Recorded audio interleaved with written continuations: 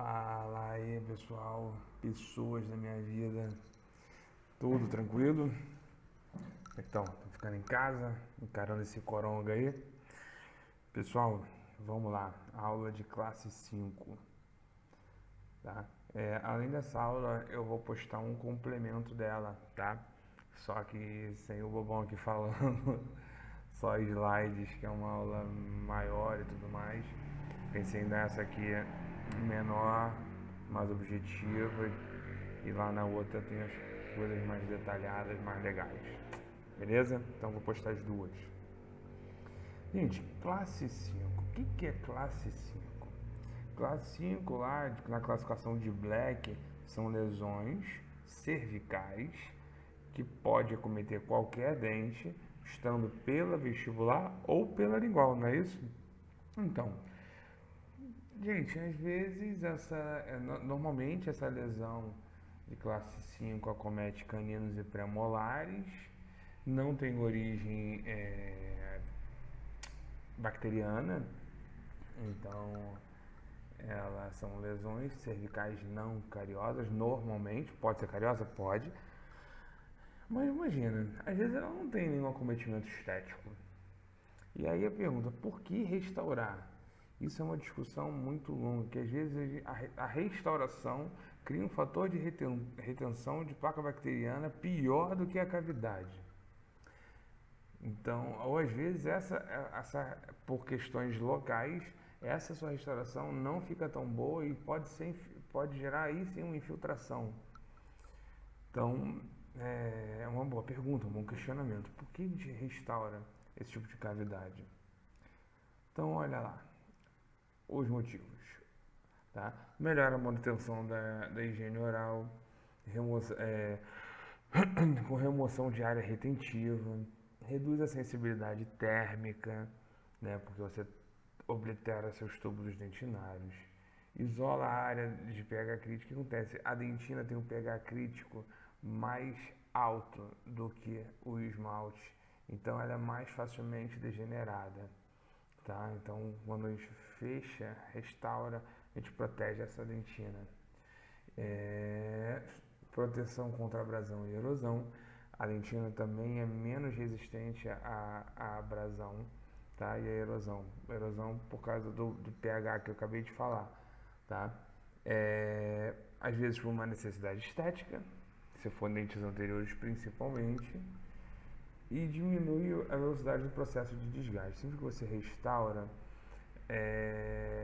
primeira coisa que vai acontecer se você não remover o fator etiológico é perder a restauração. Isso já é uma dica que você não foi efetivo no teu procedimento. Não o procedimento restaurador, mas o procedimento de tratar o paciente, de remover o fator etiológico. E aí a gente já falou do porquê restaurar, agora é quando a gente vai restaurar, quando que a gente vai fazer esse procedimento. E aí a gente tem que analisar alguns fatores. Fator estético, ele compromete a estética. Se compromete a estética, restauração, tá?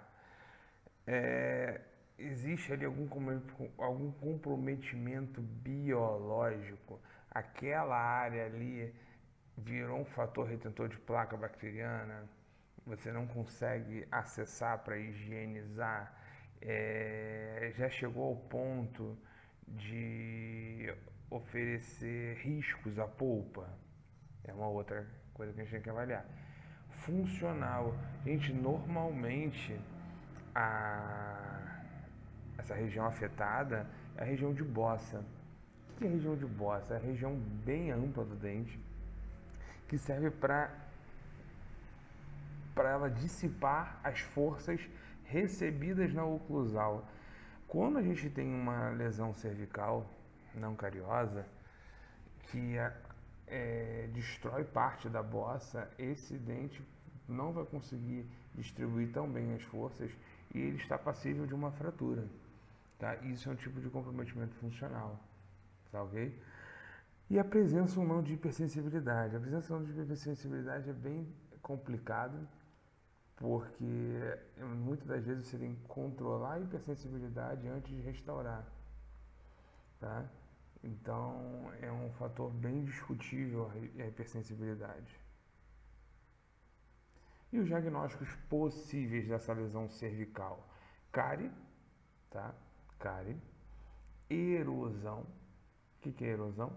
Desgaste por queda de pH. Desgaste, perda de tecido. Opa, vamos lá. Perda de tecido dental por dissolução de ácidos de origem não bacteriana, ou seja, presença de ácidos de origem não bacteriana, porque se for de origem bacteriana é cárie, tá? Então, dissolução do tecido dental por ácidos de origem não bacteriana, beleza? Abrasão, desgaste mecânico, tá? Desgaste mecânico através de fricção de um corpo sobre o outro. Abfração. Abfração é quando você tem um dente que está sofrendo traumas crônicos, excessos de força na oclusal, tá? Que essa força chega lá na região de Bossa, que é uma região de dissipação de forças, mas ela ainda chega muito intensa, gerando a fratura do local, tá? E a associação, que é quando você tem mais de uma dessas envolvidas. Por exemplo, eu tenho uma escovação forte demais, eu exponho dentina. Quando eu exponho dentina, ele está mais suscetível à erosão, entendeu? Então, ela acaba virando uma associada. Ou então eu tenho uma abfração. A abfração vai levar à exposição dentinária, e através dessa exposição dentinária, a minha dentina é mais sujeita à abrasão e à erosão. Então, eu tenho elas de novo associadas. Vamos lá. Lesões cervicais não cariosas são essas: corrosão ou erosão, abrasão ou abfração. Normalmente a erosão, quando é de origem endógena, ou seja, ácidos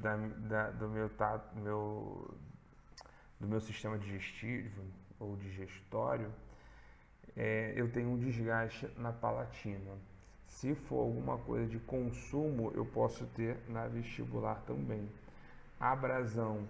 Abrasão nem sempre você vai estar limitada à cervical, tá? Normalmente é só naquela região onde a pessoa tem um hábito de posicionar outro instrumento.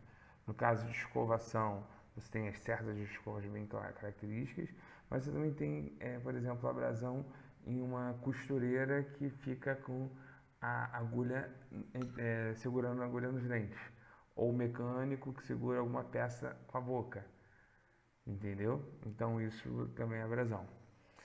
E a abfração tem um desenho bem clássico, tá? Que a gente chama de cunha, que é esse desenho aqui, ó. Tá? Ele é bem agudo, bem delimitado, tá? Pode estar para o vestibular ou para o lingual, mas o comum é pelo vestibular. Então, aqui eu peguei uma tabelinha lá do livro do professor Conceição, 2007, 2006 ou 2007, não me lembro direito, acho que é 2007. E aí, aí tem os diagnósticos diferenciais entre elas, tá? Aí, por exemplo, erosão, etiologia, agente químico, tá? Dissolução dentária por ácidos de origem não bacteriana. E qual é a característica? Ela é rasa, ela é ampla, o aspecto dela é arredondado e não tem borda definida. Tratamento: mudança de hábitos alimentares, ajuda de médico e, se necessário, a restauração. Abrasão: agente mecânico, escova, palito de dente, etc.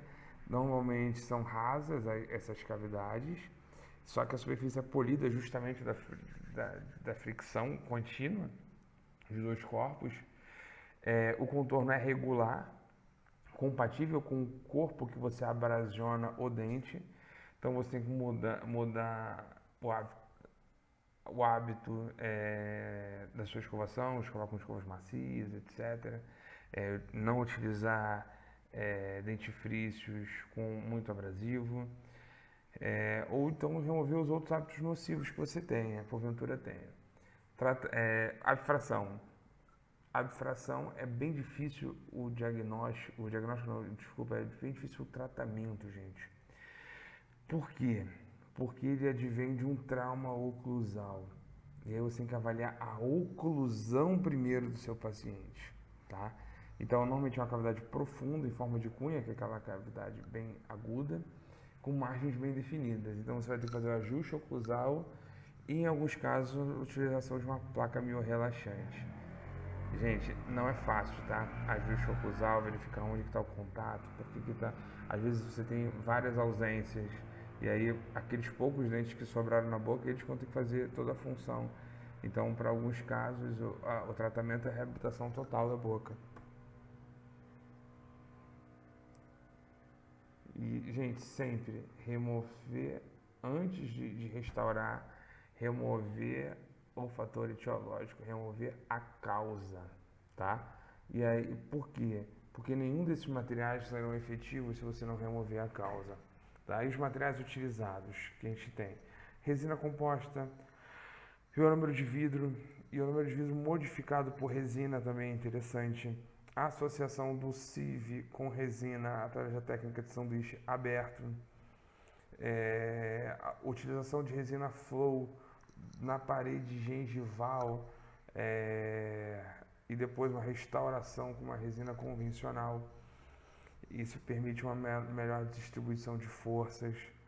Então, todas essas são possibilidades, são materiais restauradores possíveis de ser utilizados numa restauração.